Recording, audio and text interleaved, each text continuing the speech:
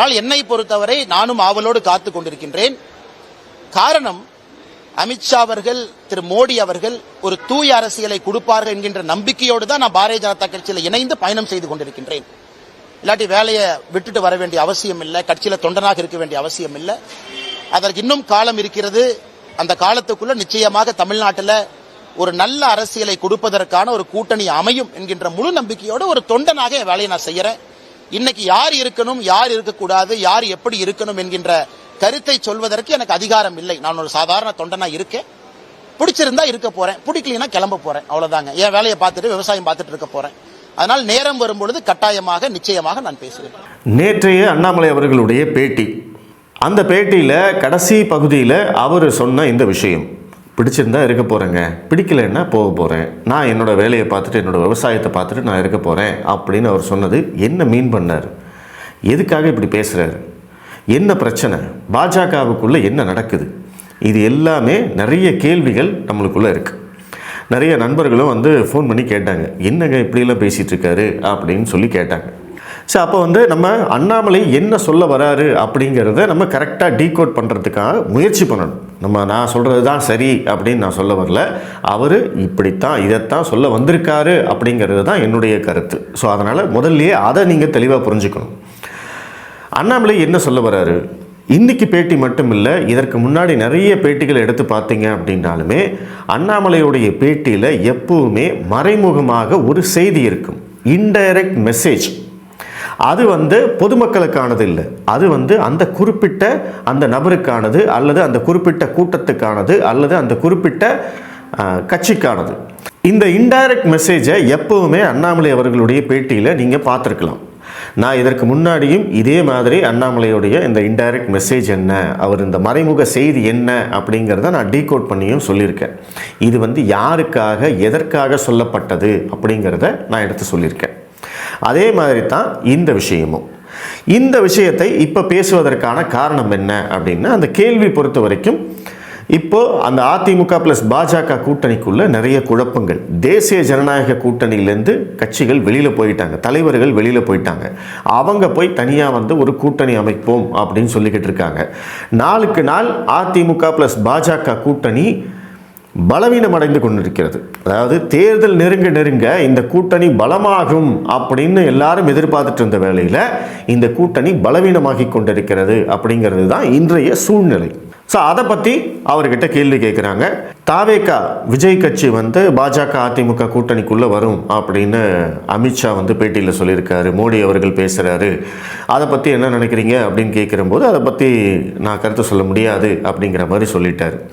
அதற்கு பிறகு தான் இந்த விஷயத்தை பற்றி நேற்றைய அந்த செங்கோட்டையன், தினகரன், ஓபிஎஸ் இவங்கெல்லாம் ஒன்றாக சேர்ந்து தேவர் பூஜையில் கலந்துக்கிட்டதை பற்றி பேசுகிறபோது தான் அவர் இந்த மாதிரி பேசுகிறார். பிடிச்சிருந்தா இருக்க போகிறேங்க, பிடிக்கலைன்னா என்னோட வேலையை பார்த்துட்டு நான் போக போகிறேன் அப்படின்னு சொல்கிறார். இந்த செய்தி யாருக்கானது அப்படிங்கிறது தான் நம்ம டீகோட் பண்ணி பார்க்கணும்.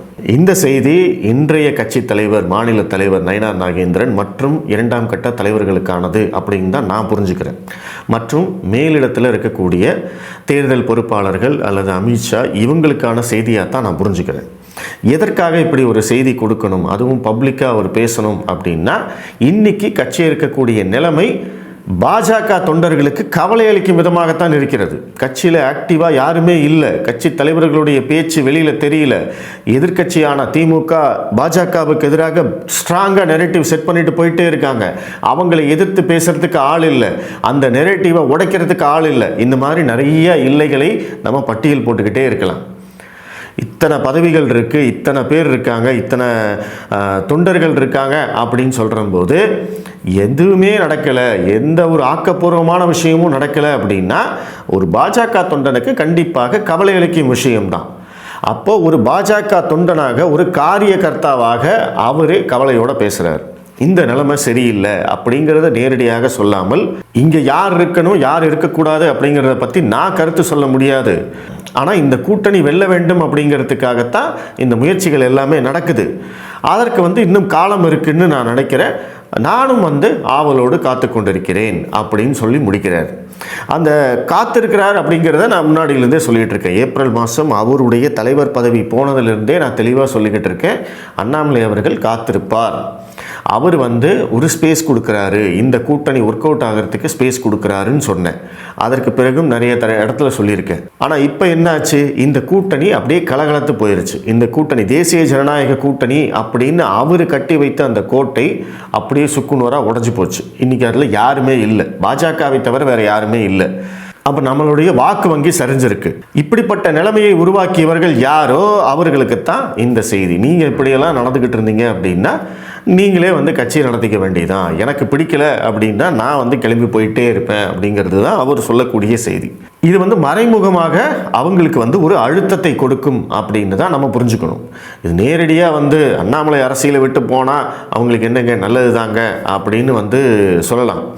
ஆனால் இதை வந்து அண்ணாமலை அரசியலை விட்டு போகிறாரு, இல்லை வந்து அவர் பாஜக கட்சியை விட்டு போகிறாரு அப்படிங்கிறத நீங்கள் ஒரே நாளில் செய்ய முடியாது. அதை வந்து கொஞ்சம் கொஞ்சமாக பில்ட் பண்ணணும். நான் சொல்கிறது உங்களுக்கு புரியும்னு நினைக்கிறேன். எடுத்த உடனே இப்போ இன்றைக்கி வந்து கூட்டணியெல்லாம் சரியில்லைங்க, நான் கிளம்புறேங்க அப்படின்னு சொல்லி ரிசைன் பண்ணிட்டு போனார் அப்படின்னா அந்த முழு தவறும் வந்து அண்ணாமலை மேலே தான் விழும். நாளைக்கு வந்து அவர் வேறொரு முடிவை நோக்கி பயணிக்கிறார் என்றால் அதற்கான அந்த பில்டப் வந்து ரொம்ப நாளைக்கு முன்னாடியிலிருந்தே போட்டு வைக்கணும். அதை வந்து கொஞ்சம் கொஞ்சமாக அந்த நெரேட்டிவை செட் பண்ணணும். ஸோ அதற்கான ஒரு முயற்சியாகவும் இதை பார்க்கலாம். இதை வந்து அண்ணாமலை அவர்கள் செய்கிறதுனால அல்லது நான் இதை சொல்கிறதுனால அண்ணாமலை வேறொரு முடிவு எடுக்கப் போகிறார், புதிய கட்சி ஆரம்பிக்கப் போகிறார், பாஜகவை விட்டு வெளியேறப் போகிறார் அப்படிங்கிற மாதிரியெல்லாம் யாரும் நினச்சிக்க வேண்டாம். நான் சொல்லக்கூடியது அதுவும் ஒரு ஆப்ஷன். நாளைக்கு அப்படி ஒரு ஆப்ஷன் வந்தது அப்படின்னா அதற்கும் அண்ணாமலை தயாராக இருக்க வேண்டும், தயாராக இருக்கிறார் அப்படிங்கிறது தான் நான் சொல்ல வரேன். இந்த விஷயத்தை அவர் சொல்வதன் மூலமாக கட்சியில் இருக்கக்கூடியவங்களுக்கு ஒரு வேக்கப் கால், மேலிடத்தில் இருக்கவங்களுக்கு ஒரு வேக்கப் கால். என்னங்க அண்ணாமலை இப்படி பேசுகிறாரு, என்னங்க நடந்துக்கிட்டு இருக்கு, என்ன பண்ணிக்கிட்டு இருக்கீங்க அப்படின்னு ஒரு கோர்ஸ் கரெக்ஷன் பண்ணுவதற்கான ஒரு வேலை மேலே வந்து மேலிடத்தில் நடக்கிறதுக்கான வாய்ப்புகள் இருக்குது, கட்சிக்குள்ளே நடக்கிறதுக்கான வாய்ப்புகள் இருக்குது. அப்படி நடந்தாலே அண்ணாமலையை பேசினதுக்கான வெற்றி, அண்ணாமலை பேசியதை கட்சி மேலிடம் கவனிக்கிறது அப்படிங்கிறது எல்லாத்தையுமே நம்ம எடுத்துக்கொள்ளலாம். இது மட்டும் இல்லை, இன்னும் நிறைய விஷயங்கள் பேசியிருக்காரு. அது என்ன அப்படிங்கிறதையும் நம்ம பார்ப்போம். ஆனால் அரசியல் கட்சியில் யாருமே கன்னு வச்சு அரசியல் கட்சியில் இருக்க வைக்க முடியாதுங்கண்ணா. இதெல்லாம் வாலண்டரி மெக்கானிசம். எங்களுடைய கை காசை செலவு பண்ணி நாங்க அரசியல் இருக்கோம். எங்களோட கேள்வி கேட்டீங்க பதில் சொல்றதுக்கு வெயிட் பண்ணணும். எல்லாருமே இங்க வந்து பப்ளிக்குக்காக வேலை பார்க்கிறோம். பிடித்தவரை பப்ளிக்குக்காக வேலை பார்க்க போறோம். அரசியல் கட்சியிலிருந்து இல்ல நம்ம வேற வேலை செய்யணும் அப்படின்னா அதை சமூக ஆர்வலராக சமூக இயக்கமாக மாற்றி அதே வேலையை பப்ளிக் செய்ய போறோம். அதான் அம்மா அவங்க கேட்ட கேள்விக்கு நேரடியா பதில் சொல்லிட்டேன். சுத்தி வளைச்சு இந்த கூட்டணி எப்படி அப்படின்னு சொல்லீங்கன்னா நான் எப்பவுமே நேரா பேசுறாள், எப்பவுமே பின்னாடி இருந்து நான் பேச மாட்டேன். இன்னும் நான் காத்திருப்பதற்கு தயார். பாரதிய ஜனதா கட்சியினுடைய தொண்டனாக பொறுத்திருப்போம், பார்ப்போம், என்ன நடக்கும் என்று அடுத்த சில மாதங்கள் கவனிப்போம். தமிழ்நாட்டுக்கு நல்லது நடக்கும் என்கின்ற ஒற்றை கருத்துல நிறைய பேர் ரிஸ்க் எடுத்திருக்கோம். நான் இல்லை, எத்தனையோ பேர். நான் ட்ரெடிஷனல் பொலிட்டீஷியன் கிடையாது, மாத்தி மாத்தி பேசுறதுக்கு. மக்கள் அதை எங்கிட்ட எதிர்பார்த்தாங்கன்னா ஐ எம் சாரி. நான் 20 வயசுலேயே கரவேட்டி கட்டிட்டேன், 25 வயசுலேயே பூத் தலைவர் ஆயிட்டேன், 30 வயசுலேயே தலைவர் ஆயிட்டேன், 60 வயசு வரைக்கும் இருப்பேன். அந்த மாதிரி அரசியல் இல்லை. நான் 35 வயசுல வந்தேங்க, வேற இடத்துல இருந்து வந்த அரசியலுக்கு. ஆனால் எனக்கு மாத்தி பேசியெல்லாம் தெரியாது, சபநாகரிகம் எல்லாம் தெரியாது, இடத்துக்கு தகுந்த மாதிரிலாம் பேச தெரியாது. இப்போதைக்கு என் வேலையை பார்க்குறேன், பத்திரிகை நண்பர்களை பார்க்கும்போது என் கருத்தை சொல்றேன். இன்னும் பொறுத்திருங்கள், சரியான நேரத்தில் நான் பேசுறேன். இன்னும் காலம் இருக்கு, காத்திருங்கள், நான் சரியான நேரம் வரும்போது பேசுகிறேன் அப்படின்னு சொல்றாரு. அப்போ இங்க கட்சிக்குள்ள சில விஷயங்கள் நடக்குது. அந்த விஷயங்கள் அண்ணாமலை அவர்களுக்கு பிடிக்கல அப்படிங்கிறதும் உண்மை. இந்த கூட்டணியே வந்து அண்ணாமலை அவர்களுக்கு பிடிக்கல அப்படிங்கிறதும் உண்மை. நேற்று கூட ஒரு நண்பர்கிட்ட பேசும்போது சொல்லிக்கிட்டு இருந்தேன், அண்ணாமலை தலைவராக இருக்கிறபோது பாஜக தனியாக நின்று திமுகவை வீழ்த்தும் அப்படின்னு சொல்லிட்டு இருந்தாரு அண்ணாமலை. அதற்கு வாய்ப்பு இருக்கா, அரித்தமேட்டிக்காக வந்து வாய்ப்பு இருக்கா, களத்தில் வந்து அந்தளவுக்கு வந்து பாஜக ஸ்ட்ராங்காக இருக்கா அப்படிங்கிறதெல்லாம் வேறு. ஆனால் நம்ம முதல்ல என்ன சொல்லிக்கிட்டு இருந்தோம், பாஜக திமுகவை வீழ்த்தும் அப்படின்னு சொல்லிட்டு இருந்தோம். அது ஒரு நம்பிக்கையின் பேரில். அதற்கு பிறகு கூட்டணி அமைஞ்சிருச்சு, அதிமுகவும் பாஜகவும் இணைஞ்சிருச்சு. அப்போ அதுவே மிகப்பெரிய கூட்டணி. பாஜக தனியாக திமுகவை வீழ்த்தும்னு சொல்லிட்டு இருந்தோம், அதிமுக தனியாக திமுகவை வீழ்த்த போகிறது அப்படின்னு அவங்க சொல்லிக்கிட்டு இருந்தாங்க.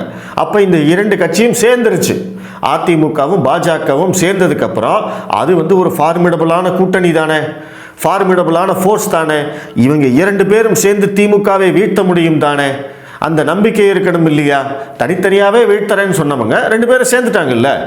ஆனால் இங்கே என்ன நடந்தது, 2 பேரும் சேர்ந்ததுக்கு அப்புறமும் திமுகவை வீழ்த்துவதற்கு தாவேகா வரணும் 2 கட்சியும் வெயிட் பண்ணிட்டு இருக்காங்க. அப்போ அந்த நம்பிக்கை எங்கே போச்சு? அப்போ உங்களுக்கு 2 கட்சிகளும் அதிமுகவும் பாஜகவும் இணைந்தால் கூட திமுக கூட்டணியை வீழ்த்த முடியும் என்ற நம்பிக்கை உங்களுக்கிட்ட இல்லை. அப்போ அதுவே பெரிய பிரச்சனை தானே. தாவேகா வந்தால் தான் இவங்களை வீழ்த்த முடியும் நீங்கள் நினச்சிக்கிட்டு இருக்கீங்க. அவங்களுக்காக தவமாக கிடக்குறீங்க. அவங்கள எதிர்த்து பேச மாட்டேங்கிறீங்க. அவங்க பாஜகவை விமர்சனம் செய்கிறாங்க, அவங்களுக்கு பதிலடி கொடுக்க மாட்டேங்கிறீங்க. என்ன காரணம்? கூட்டணிக்கு வந்தாலும் வரலாம் இல்லை, நம்மளே ஏன் இப்போ கெடுக்கணும் அப்படின்னு காத்துக்கிட்டு இருக்கீங்க. அப்போ இது பாஜகவுடைய பலவீனம் தானே. மறுபடியும் நீங்கள் பின்னோக்கித்தானே கட்சியை இழுத்துட்டு போகிறீங்க. ஸோ அதைத்தான் அண்ணாமலை அவர்கள் கவலையோடு தெரிவிக்கிறாரு. நான் காலம் வரும் வரை காத்திருக்கிறேன் அப்படின்னு சொல்கிறாரு. பதவி எதுக்கு நான் போடணும்? பதவியெல்லாம் வெங்காயம் மாதிரி நான் தான் சொல்லிட்டேன். அதை உரிச்சிங்கன்னா ஒன்றுமே இருக்காதுண்ணே. என்ன பதவி போடுவாங்க அண்ணா? ஒரு நிமிஷம், என்ன பதவி போடுவாங்க? என்ன அண்ணா? எனக்கு தமிழ்நாட்டில் சுத்தமான அரசியல், நேர்மையான அரசியல். இதுக்கு என்ன பதவி வேணும்? மகாத்மா காந்தி பல பதவியில இருந்தார். 1921 ஒரே வருஷம் அகில இந்திய காங்கிரஸ் கட்சியினுடைய தலைவரா ஒரே வருஷம் இருந்தார். பதவி இருந்தா தான் வேலை செய்ய முடியுமானே? பதவிங்கிறத நான் வண்டியில கொடி மாட்டிக்கிட்டு கரவேட்டி கட்டிக்கிட்டு பதவி கொடுத்துட்டா லெட்டர் பேட் போடுறக்கா? அந்த மாதிரி ஆட்கள் நான் கிடையாது. நான் பதவியில் இருந்த பொழுதே சொன்னது பதவிங்கிறது வெங்காயம் மாதிரி தான். இன்னைக்கு அதான் சொல்ல போறேன். என்னை பொறுத்தவரை சுத்தமான நேர்மையான, ஏன்னா உங்களுக்கு காலம் போயிட்டு இருக்கு, எனக்கு காலம் போயிட்டு இருக்கு. இன்னும் 10 வருஷம் போனச்சா தடி வச்சு தான் நீங்கள் நான் நடக்கணும். வயது இருக்கும் பொழுது, நரம்பு சரியாக இருக்கும் பொழுது அதெல்லாம் பேச முடியும். 60 வயசு இந்த மாதிரிலாம் நான் பேசிட்டு இருக்க முடியாது. கே நேரு ஊழல் பண்ணாரு, இவங்க ஊழல் பண்ணாரு, இல்ல லாரி வச்சு ஏத்திடுவானுங்க. அதனால இப்போதைக்கு அதை பேசுறேன். மாற்றம் நடக்கும் என்று நம்புகின்றேன். அதற்காக காத்திருப்பதற்கு தயாராகவும் இருக்கின்றேன். என்ன நடக்கும் பார்ப்போம். மாற்றம் நடக்கும் என்று நம்புகிறேன், அதற்காக காத்திருப்பதற்கும் தயாராக இருக்கிறேன் அப்படிங்கிறது தான் டைரக்ட் மெசேஜ். இப்போ இதைத்தான் நான் முன்னாடி சொன்னேன். அவர் இந்த கூட்டணிக்கு ஸ்பேஸ் கொடுக்குறாரு, இந்த கூட்டணி கெமிஸ்ட்ரி ஒர்க் அவுட் ஆகணும் அப்படிங்கிறதுக்காக ஸ்பேஸ் கொடுக்குறாருன்னு சொன்னேன் இல்லையா? இப்பவும் அதே இடத்துல தான் அண்ணாமலை அவர்கள் இருக்காரு. மாற்றம் நடக்கும் என்று காத்திருக்கின்றேன் அப்படின்னு. அண்ணாமலை அவர்களுடைய லாங் டேர்ம் கோல் என்ன அப்படின்னா, தமிழ்நாட்டில் பாஜகவை ஆட்சிக்கு கொண்டு வரணும், அது மட்டும்தான். ஆனால் அதற்கு முன்னாடி இப்போ ஷார்ட் டேர்மாக நம்ம திங்க் பண்ண வேண்டியது ஒரு விஷயம் என்ன அப்படின்னா, மீண்டும் திமுகவை ஆட்சி கட்டிலில் அமர வைக்கக்கூடாது. இப்போ பாஜக தனியாக நிற்கும், அதிமுக தனியாக நிற்கும் அப்படிங்கிற அந்த முடிவு எதை நோக்கி தள்ளும்? கண்டிப்பாக திமுக மீண்டும் ஆட்சியில் தான் அமரும், அவங்க தான் மறுபடியும் ஜெயிப்பாங்க அப்படிங்கிற அந்த முடிவை நோக்கித்தான் தமிழகத்தை தள்ளும். அப்போது லாங் டேர்ம் கோல் ரொம்ப முக்கியமா, ஷார்ட் டேர்மாக கோல் முக்கியமா அப்படின்னு கேட்டிங்கன்னா, இப்போதைக்கு கட்சி ஷார்ட் டேர்மாக மீண்டும் திமுகவை ஆட்சிக்கு வரவிடாமல் தடுப்பது தான் ஷார்ட் டேர்ம் கோல். அதுக்கு என்ன பண்ணலாம் அப்படின்னு யோசிச்சு அவங்க கூட்டணி முடிவெடுத்திருக்காங்க. அந்த முடிவை அண்ணாமலை அவர்களும் ஏற்றுக்கொண்டிருக்கிறார். இப்பவும் தமிழ்நாட்டில் ஒரு அரசியல் மாற்றம் நிகழும், ஒரு சுத்தமான அரசியல் நடக்கும் அப்படிங்கிற நம்பிக்கை அவருக்கு இருக்கு. அவருக்கும் வயது இருக்கு. இப்போ அவர் அவர் ஜஸ்ட் பேச்சுவாக்கில் சொல்கிறார், 10 வருஷம் போச்சுன்னா அப்படி இப்படின்னு சொல்கிறாரு. பட் 10 வருஷம் அப்படிங்கிறதெல்லாம் வெயிட் பண்ண வேண்டிய அவசியம் இல்லை. அவர் தமிழகத்துக்காகத்தான் அரசியலுக்கு வந்திருக்கிறார்.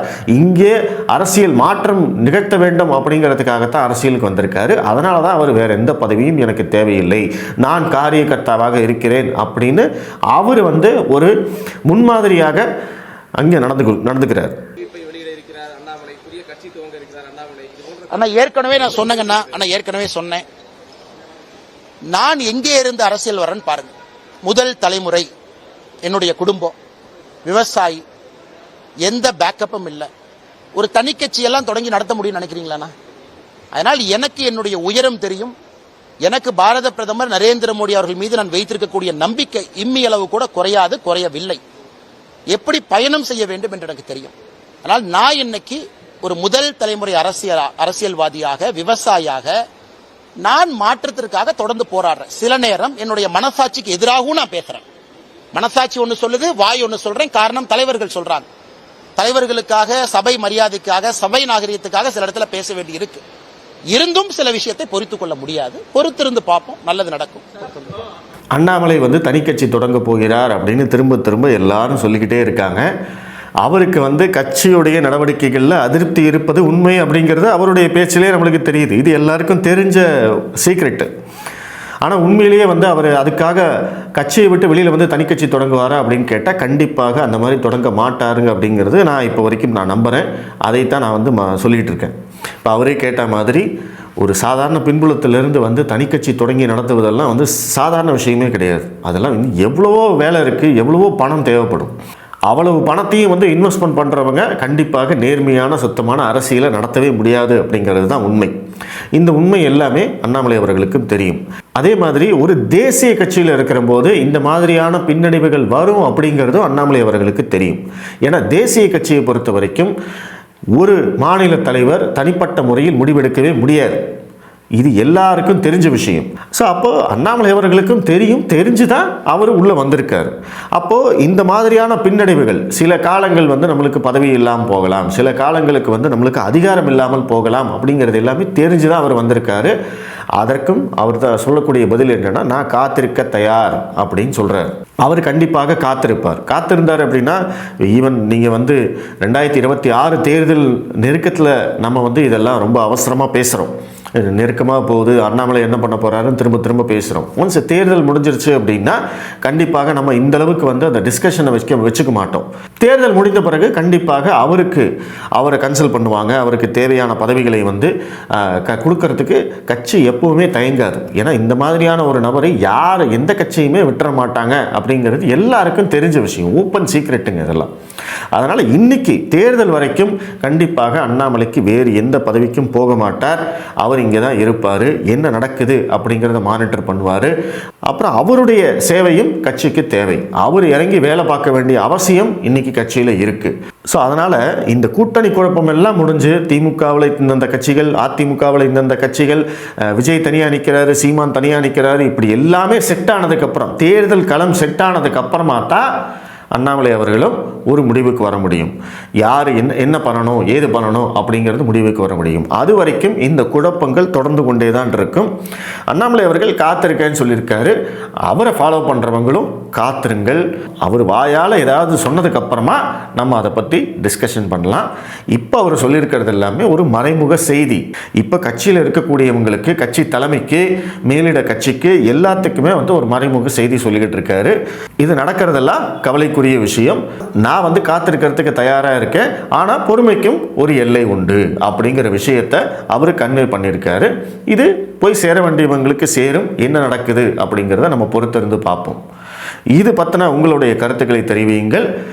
நம்ம மறுபடியும் மீண்டும் சந்திப்போம். நன்றி.